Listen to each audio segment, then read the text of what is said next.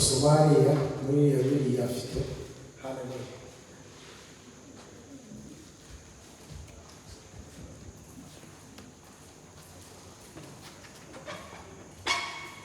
Yani mukani yayivuga. Reka some muri Bibiliya yera n'abasoma muri ijambo ry'Imana. Yes. Petero wa mbere igice cya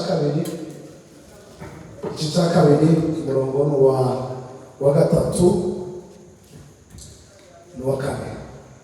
Bibiliya bisaba niba mwarasogongeye mukamenya yuko umwami wacu agira neza. Imumwegere niwe buye rizima ryazwe n'abantu, ariko ku Mana ryaratoranijwe ibiciro cyinshi. Amen.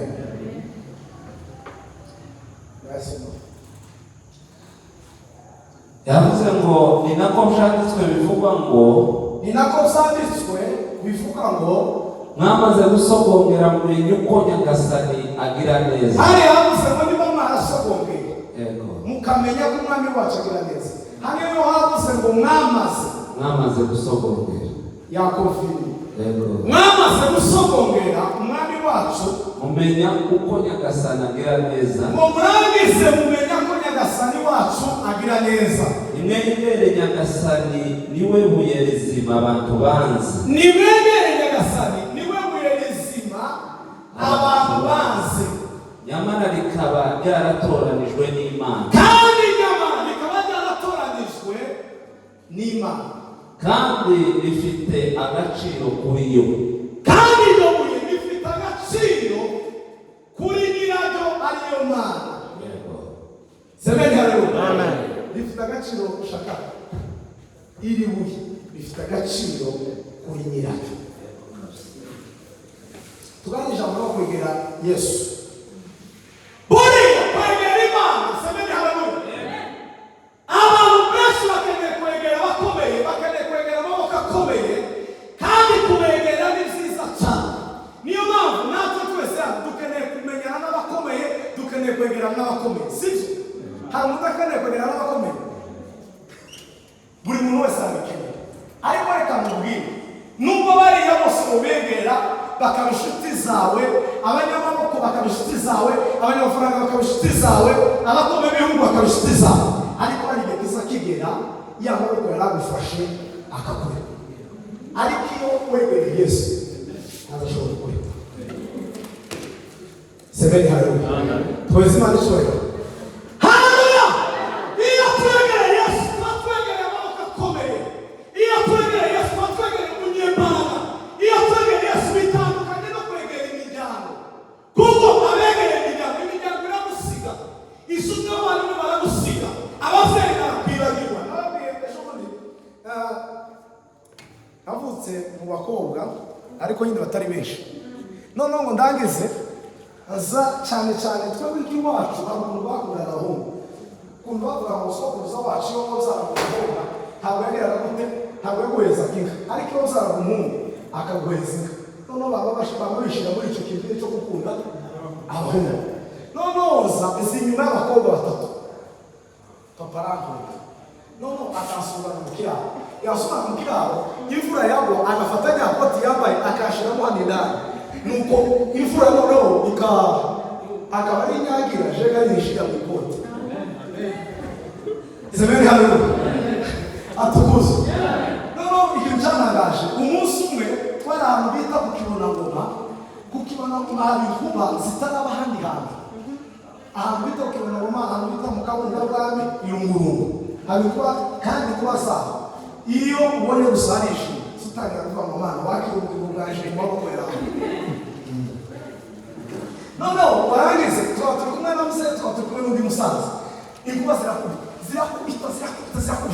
Ngo zimare gukubita neza umusaza yegera umusaza bati no umureke kwegerana n'umwana. Kuko aroyo gukubita uzakarokoka. Muse yamagendera kiriya naje ngendera kiriya kwa musaza nagendera kiriya. Uwe kubitaga n'uwe narabayegeje umunsi. Niho sabitekereza. Imfura yakoga yashiraga hano. Ariko ikibazo cyabaye cy'uko yuko dukubita twese anyegeza ku bana. Tumva muzari tubikomeye. Iyo wegereye bose hari igihe kiza kigera bakakurekura.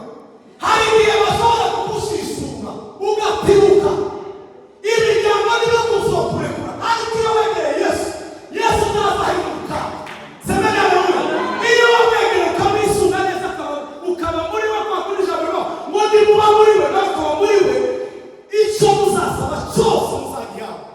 Hatukuze Yesu. Nuko bavanye mureke twegere Yesu. Twegere abakomeye bazadutamo cyane bakaturekura. Kama vile tugomba kwiyambura turangiza narangiza mukegera Yesu akatukanga. Bibi ravuga ngo semeni hano ngo mwiyambure igomba ryose. Igomba muri iyi Bibiliya iravuga ngo n'ubugizi bwa nabi. Abantu bose barabwirwa ko n'abakome. Abantu bose barabwirwa ko n'abakome. Kuko ibyo bakora bagezi ba ntibikwiriye no kuvugwa mu bandi bantu. Tekereza urabugome. Tekereza urabugome ubwira. Kuntu uzawicara ukavuga abandi nabo uri umukome. Kuntu uzawicara ukazinduka mu gitondo gushakisha abo wese uri umukome. Ariko kugira ngo wegere Yesu nuko ugomba kwambura igomwa ryose. Igomwa rigakuvamo, ubugizi bwa nabi bugakuvamo.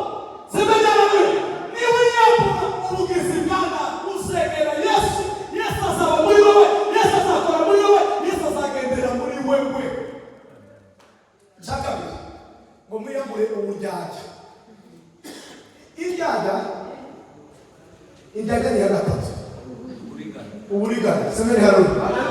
Nuko cya gatatu kera kivuyeho. Nikaba muri cya kabiri. Atukuze Yesu. Uburiganya. Uburiganya. Muri Edeni Imana yashizemo Adamu na Eva ibaheza imbuto bagomba kurya ibabwira izo batagomba kurya. Irababwira ngo bibuze no mbuto zose muzazirya. Ariko ibimenyesha ibindi cyiza muzirinde ntimukayikoreho. Ngo arangize Satani araza mu buriganya ikinyoma gisa n'ukuri. Araza bireba ati imbuto rero Imana yabwiye ngo hanyuma nawe muhijya muzapfa. Yarababesha ngo muri muhijya muzomera kayo. Uburiganya bwa Satani babwije muri Eva. Eva arasoma ararya, ashira umugabo ararya kuva gutangira kubaba. Kubera iki? Hakoze kuturi mu kuriganya. Eva yakazi kawo tuzuriganya.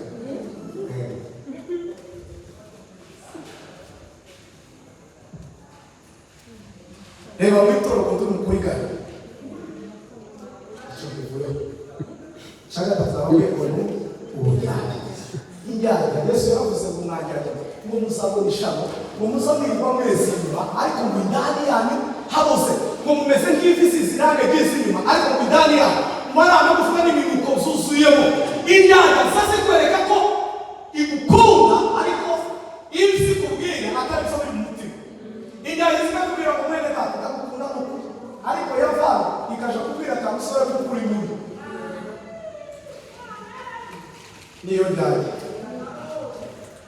Ariko kugira ngo wegere Yesu nuko ugomba kwimura ikintu cyitwa uburyarya bwose bukava muri wewe. Yesu ndaza korana n'indyarya. Amen. Semeni hano. Atukuze Yesu. Ichaka. Ishari. Buriya Biblia yavuze ngo mwiyambure ishari ryose. Ishari Biblia isivuga ngo ishari muboneka kujya ku kimungu kimavuga. Ngo umutima utuje mbonemo ubugingo bw'umuntu. Ariko ishari ngo ni ikimungu kimavuga. Muzi Mungu ufashe ikigori cyavuye mu mutima ukagitera wotegereza imyaka 100 kitaramera. Kuko ikigori kimera ni wa mutima w'igigori. Niyo mpamvu iyo wibita ishari rikaza muri wowe nuko ngo ryinjira rigakuramo umwuka wawe undi wari ukuba mugashira barangiza ugasigarana igihoha bakabakura mu yari yakazaza umwuka wewe ariko nyine yabaye nuko yishishije kandi ishari ni nyina w'uburozi nuko utarabona ubiguheza ariko umunsi uzohura nawe azabiguheza kubera ko ufite ishari. Amen. Gusabana b'Imana ababagira ishari tukabana kubera ko ababagira ishari ni esikariye uzamukiraho watu uzamukiraho iyo kugira ishari uzumutondagiraho ukazamuka ukagera kure kandi wabirafani semeni hano presence y'Imana. Ishari sobora kugira shaka ishari giza maze kugera nubwo nagira ishari meze gute bijya zashaka ni kumugirira ishari nta ntabwo bizigera binuva ngo bize kuri jewe, bizakomeza zitwa izashaka. Niyo mpamvu ntukagire mugenzi wawe ushaka kubera ko ibyiwe ndibizozi wawe kandi aho yabikuye tibitegerezwa kuko nawe ariho uzakura ibyawe. Wige nawe gushaka aho ibyawe uzabikura kugira ngo mwemerane.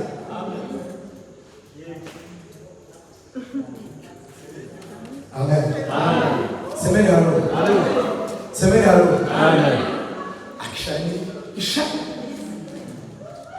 Ishari riza rituma umuririmbyi atabekinga mugenzi we ngo yamurushije amavuta.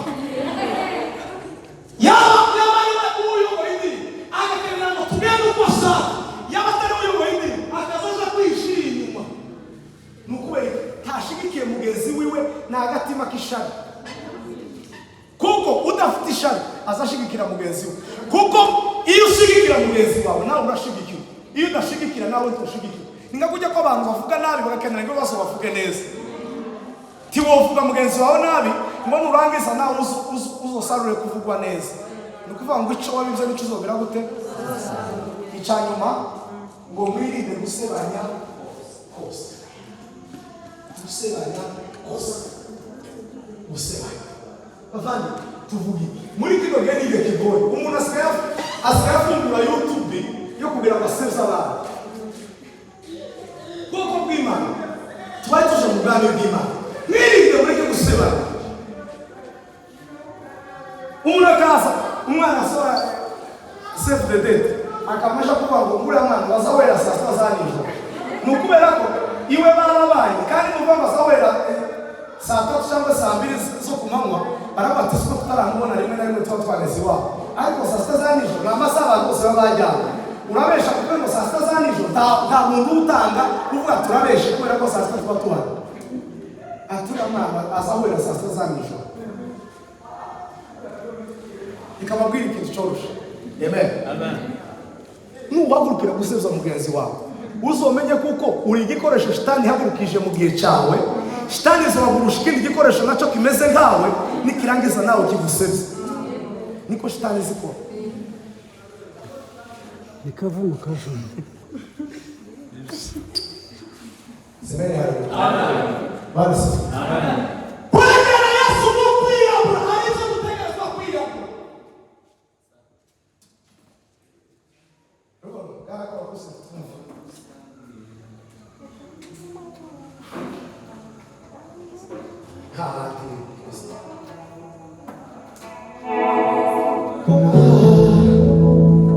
Imana ya mumisozi, Imana ya mukibaya, iberaho sitarime, iyo Mana iyo Mana itigasirama, kandi tisagiriye reso, nayo ubwayo